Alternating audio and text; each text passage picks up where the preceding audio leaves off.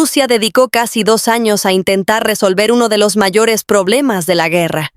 Tenía que proteger sus costosos aviones de combate de los drones ucranianos, cada vez más sofisticados, y Putin había encontrado una solución.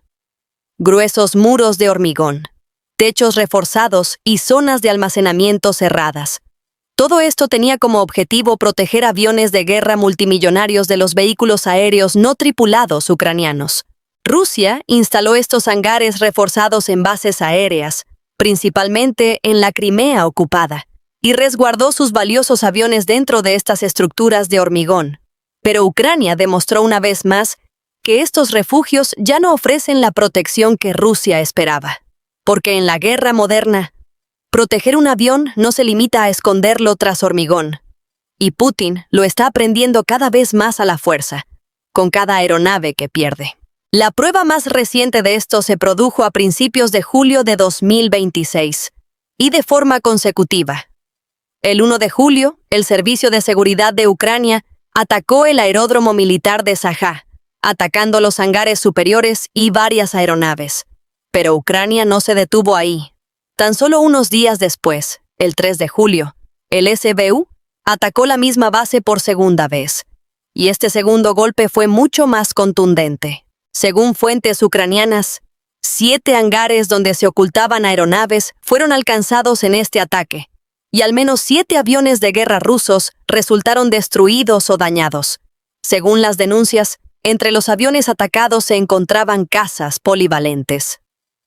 Su-30SM y Su-30, algunas de las plataformas más valiosas de Rusia en el frente sur, así como bombarderos de primera línea Su-24. En la misma operación, también fue atacada otra importante base en Crimea, el aeródromo de Bardiska. Allí también fueron atacados los hangares que almacenaban drones tipo Shahid y equipos de aviación. Así pues, Ucrania, al atacar la misma zona 2 veces en una sola semana, demostró que no se trataba de una coincidencia, sino de una campaña sistemática. ¿Por qué entonces atacar Sajá con tanta insistencia? Sajá se encuentra en la costa occidental de Crimea, junto al asentamiento de Novofedorivka, y es uno de los centros de aviación naval más importantes de Rusia en el Mar Negro.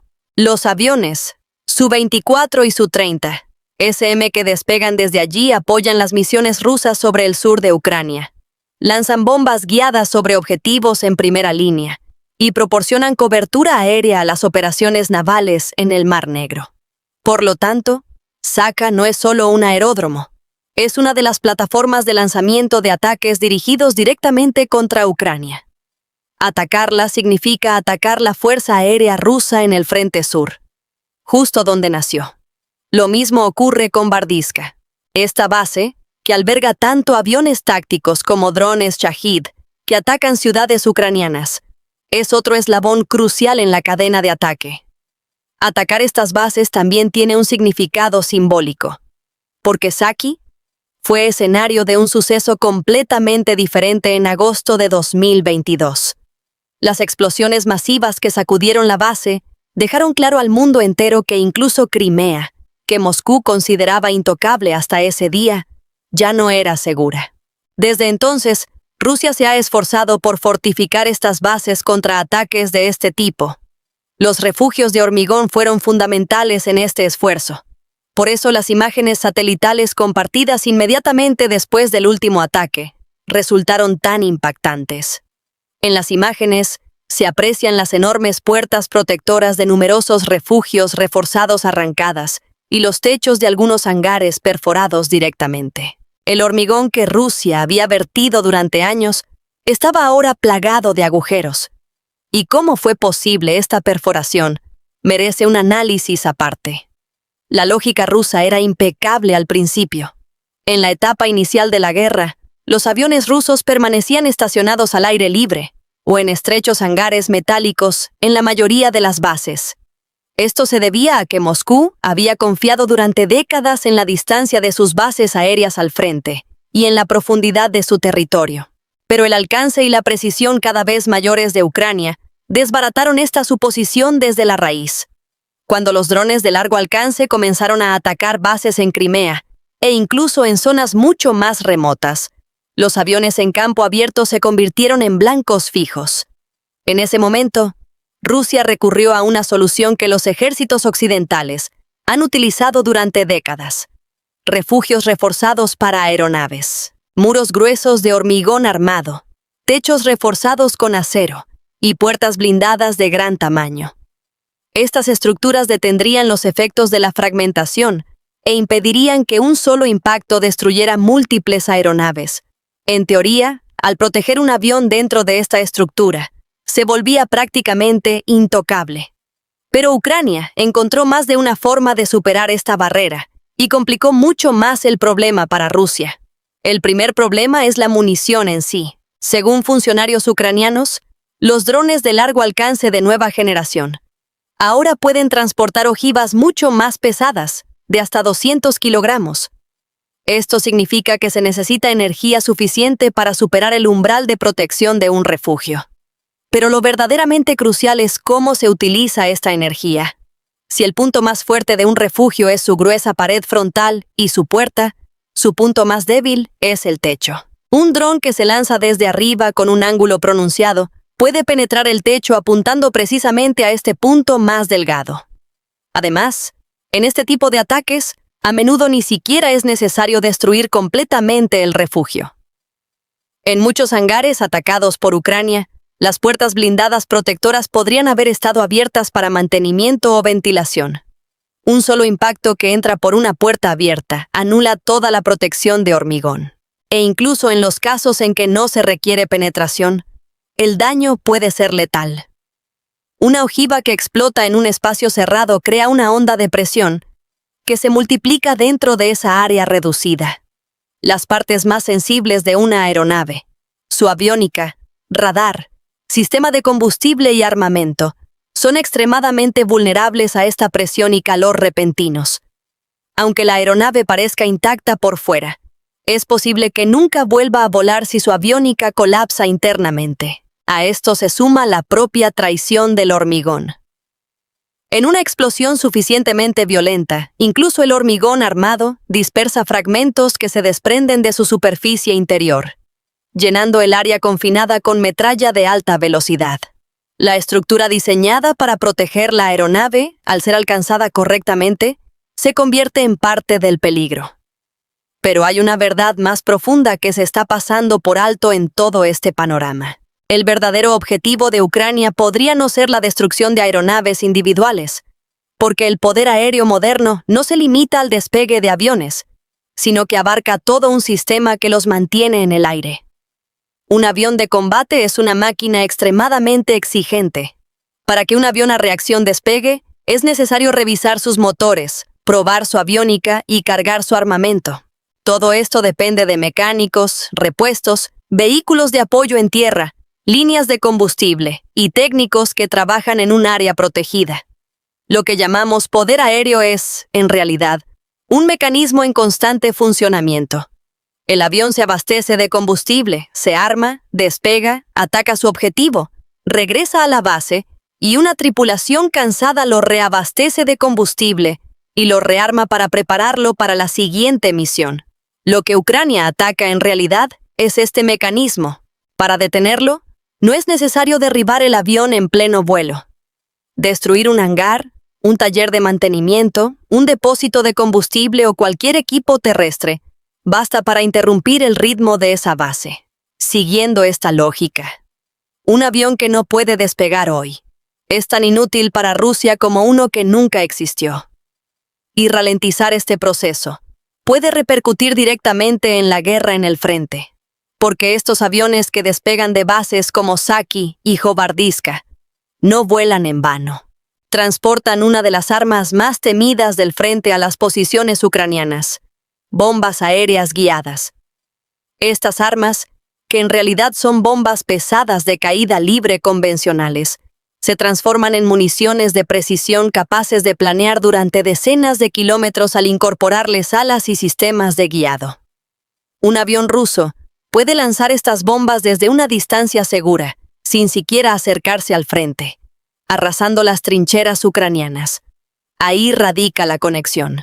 Si un hangar en llamas en Saki deja en tierra a varios aviones rusos durante días, esto podría significar que caigan menos bombas sobre una unidad ucraniana en el frente. Por supuesto, no se trata de una ecuación directa, pero la lógica es clara. A medida que disminuye el número de aviones rusos que despegan, teóricamente se reduce el fuego que cae en el frente. En una guerra de desgaste donde el progreso se mide metro a metro, estas pequeñas diferencias pueden acumularse con el tiempo y tener consecuencias reales. Además, esto es solo el aspecto militar. También existe el costo económico que representa para Rusia cada pérdida de aeronave. Y ese proyecto de ley está redactado con cálculos matemáticos implacables que favorecen a Ucrania. Las cifras revelan este desequilibrio sin lugar a dudas. El costo de los drones de largo alcance que utiliza Ucrania generalmente oscila entre $10,000 y $100,000, dependiendo del modelo y la carga útil. En cambio, el precio de un caza polivalente, Su-30 SM, objetivo de esos drones, oscila entre los 35 y los 50 millones de dólares, según la configuración. Junto con el avión, a menudo también se pierde a un piloto con años de experiencia. Y entrenar a un piloto de combate es un proceso al menos tan largo y costoso como el propio avión. Sustituir el avión por uno nuevo supone un problema aparte y mucho más complejo para Rusia. La producción de aviones como el Su-30 está directamente en el punto de mira de las sanciones occidentales. La empresa Yakovlev, fabricante de estos aviones y en concreto del Su-30, fue incluida explícitamente en listas de sanciones. Sin embargo, durante años, los componentes internos de estos aviones, desde el sistema de navegación hasta las computadoras de control de vuelo, dependieron de piezas importadas de empresas occidentales. Cuando las sanciones cerraron esta puerta, Rusia comenzó a adquirir piezas a través de redes de suministro clandestinas, establecidas mediante países como los Emiratos Árabes Unidos, Turquía y China. Estas redes siguen operativas. Según una investigación, en apenas 3 años llegaron a Rusia más de 4,000 envíos de piezas. Sin embargo, esta no es una solución permanente. Las piezas que llegan por esta vía suelen carecer de certificación, tienen una vida útil incierta y son cada vez más caras. Además, esta incertidumbre también aumenta los riesgos para la seguridad. Entonces, ¿no puede Pekín llenar este vacío? Lo está llenando parcialmente, pero no del todo. Las exportaciones chinas de piezas de aeronaves a Rusia se han cuadruplicado aproximadamente desde la guerra, acercándose a los $1,000 millones anuales. Sin embargo, China aún no ha podido ofrecer una alternativa fiable a la tecnología occidental, especialmente en áreas críticas como los motores y la aviónica avanzada. Según los expertos, alcanzar ese nivel de madurez en dicha sustitución llevará, como mínimo, al final de una década. El panorama que se vislumbra es el de un sistema fragmentado que mantiene en funcionamiento los aviones rusos, pero que se desgasta cada vez más y cuya fiabilidad disminuye. Este desequilibrio está obligando a Rusia a elegir entre 2 opciones desfavorables. La primera consiste en mantener aviones de combate en bases avanzadas cercanas al frente, como Saki. Esto permite una respuesta rápida a las misiones de combate. Pero esto deja a los aviones justo dentro del alcance cada vez mayor de los drones en Ucrania. La segunda opción consiste en alejar los aviones mucho más, a zonas seguras. Esto los protege, pero impone costos completamente diferentes. Los vuelos más largos desgastan los motores y la estructura del avión, aumentan la carga de mantenimiento y reducen el número de salidas que una aeronave puede realizar por día. Los pilotos pasan horas en tierra antes incluso de llegar al frente. Y luego está el factor del combustible. Aunque la información precisa es limitada, considerando los constantes ataques de Ucrania contra refinerías rusas, el hecho de que los aviones vuelen desde mucho más lejos y a distancias mucho mayores podría estar sobrecargando aún más la ya precaria logística del combustible. Lo que Ucrania está haciendo en Crimea es precisamente eso. Y esta presión forma parte de una campaña planificada que va mucho más allá de ataques aislados. Esta campaña incluso tiene nombre y calendario.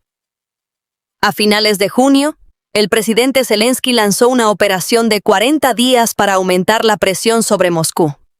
No se trata de una serie de ataques aleatorios. Se define como una operación de influencia deliberada, cuyo objetivo es presionar a Moscú para que ponga fin a la guerra. La mayor parte de la operación consiste en ataques de largo alcance contra objetivos de alto valor. Los ataques de Saki y Kovardiska en Crimea son solo los eslabones más visibles de esta operación mucho más amplia. La lógica militar que sustenta esta campaña también tiene un nombre: operaciones paralelas. En el enfoque tradicional, los ataques son secuenciales. Se ataca un grupo objetivo, se espera el resultado y solo entonces se pasa al siguiente. Los ataques paralelos sobrecargan simultáneamente múltiples puntos del sistema enemigo. El objetivo no es destruir un solo objetivo, sino desestabilizar todo el sistema al mismo tiempo. Una base aérea, el radar que la protege, la línea de suministro eléctrico que alimenta ese radar, y la refinería que atacarán los aviones que despeguen de esa base. Todos son engranajes de la misma maquinaria de guerra. Cuando todos son atacados simultáneamente, el enemigo tiene mucho menos tiempo para reparar, reasignar recursos y afirmar que todo está bajo control.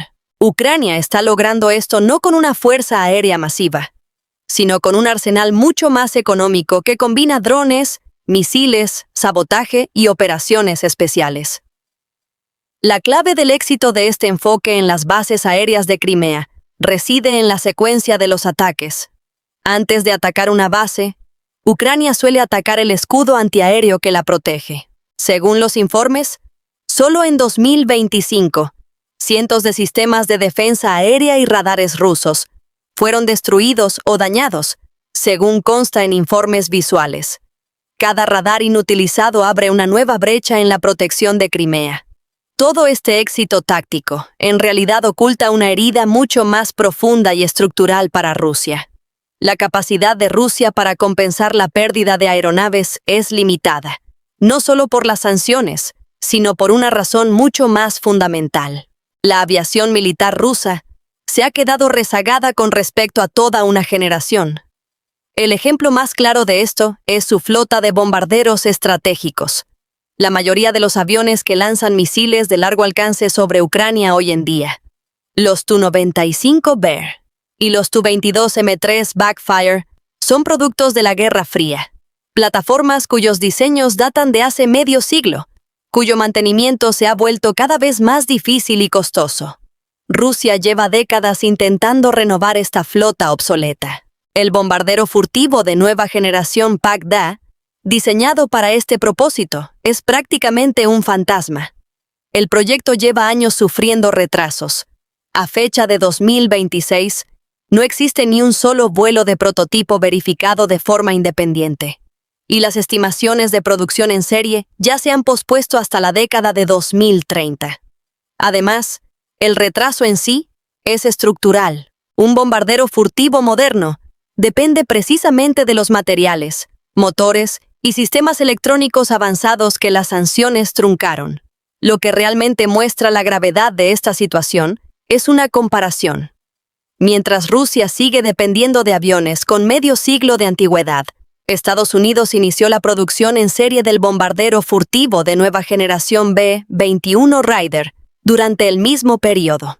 Así, la brecha entre las dos potencias nucleares, lejos de cerrarse, se amplía progresivamente.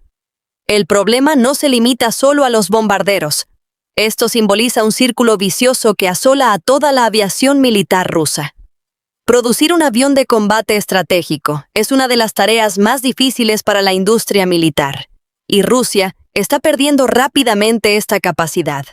Cada avión que Ucrania ataca en Crimea remata precisamente esta herida abierta. Rusia hoy no puede reemplazar los aviones que pierde, del mismo modo que pierde la capacidad de producir los aviones del futuro. Por eso, cada pérdida en Crimea supone una merma no solo para la Fuerza Aérea actual, sino también para la futura. Todo esto resulta impresionante para Ucrania, pero es necesario contextualizarlo adecuadamente. Estos ataques no significan que el poder aéreo ruso en Crimea haya terminado, ni que los refugios de hormigón sean completamente inútiles. Sobre todo, esos refugios siguen cumpliendo su función.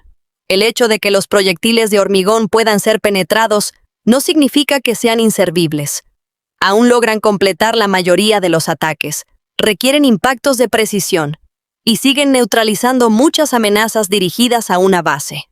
Neutralizar un refugio es mucho más difícil que atacar un avión en campo abierto. Por lo tanto, la inversión rusa en hormigón no fue en vano. Simplemente ya no puede brindar la seguridad absoluta que prometió. Además, conviene ser cauteloso con la magnitud de los daños reportados.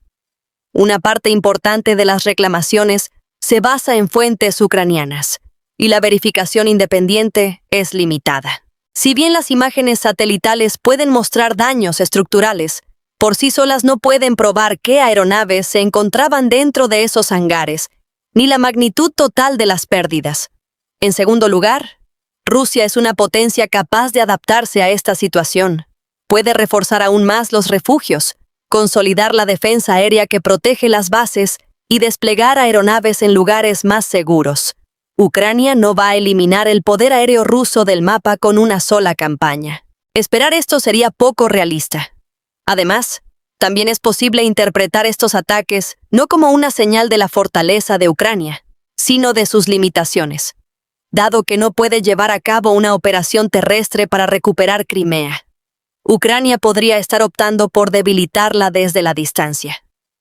Pero todas estas objeciones no refutan lo esencial, simplemente lo contextualizan, porque cada paso de adaptación que da Rusia también tiene un precio: más material, más dinero, bases más alejadas del frente y un ritmo más lento. Lo más importante es que se pierde una sensación: la confianza.